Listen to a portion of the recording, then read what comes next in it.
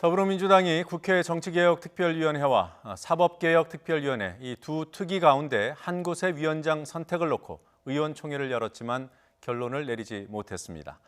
지도부의 결정 권한을 넘기고 다음 주 초에 최종 결정을 내리기로 했습니다. 정개특위냐 사개특위냐 의원들 사이에 의견이 팽팽했지만 정개특위를 맡아야 한다는 의견이 다소 높았다고 합니다. 취재기자 연결합니다. 차정윤 기자. 네, 국회입니다. 네, 오늘 민주당 의원총회에서 어떤 얘기들이 나왔습니까? 네, 앞서 더불어민주당은 오늘 오전 10시 50분부터 의원총회를 열고 특위위원장에 대한 의견을 나눴는데요. 1시간 넘는 토론 끝에도 결국 결론을 내리지 못했습니다. 민주당 박찬대 원내대변인은 의원총회 직후 기자들과 만나 어떤 특위위원장을 선택할지 결론을 내리지 않았다면서 지도부의 결정 권한을 위임하는 것으로 하고 다음 주 초쯤 결론을 내릴 것으로 예상한다고 밝혔습니다. 그러면서 여러 의원들로부터 폭넓고 다양한 이야기를 들었고 어느 한쪽으로 의견이 쏠리진 않았다고 설명했습니다. 현재까지 민주당에서는 정개특위 위원장을 맡는 쪽으로 의견이 기운 것으로 알려졌는데요.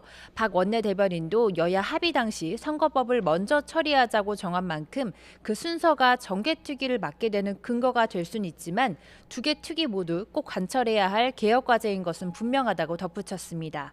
앞서 야 3당 대표도 기자회견을 열고 정개특위 위원장을 한국당에게 내어줘선 안 된다며 민주당이 맡아 선거법 처리에 의지를 보이라고 압박하기도 했죠.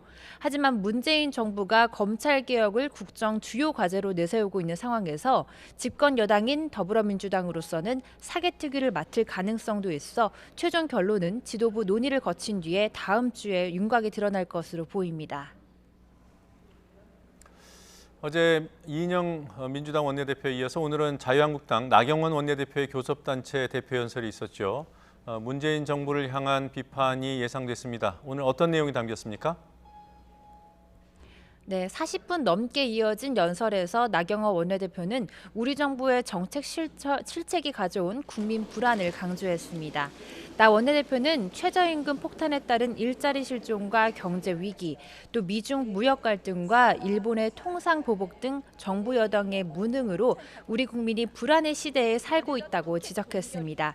또 정치 불안은 거의 공포 수준이라면서 문 대통령을 겨냥했는데요.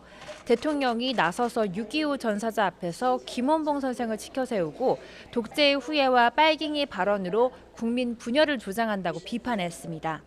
그러면서 문재인 정권은 국민의 자유와 기본권이 아닌 정권의 절대 권력 완성을 위해 민주주의를 악용하고 있다며 신독재 현상이라고도 밝혔습니다. 이와 함께 패스트트랙에 대한 비판도 나왔습니다.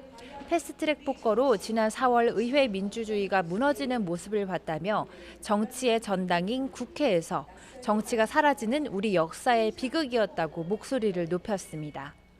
이에 대해 한국당을 제외한 여야 4당은 국회 파행에 대한 반성과 성찰이 부족하고 정부에 대해 맹목적으로 비난한 연설이라며 비판하기도 했습니다. 지금까지 국회에서 전해드렸습니다.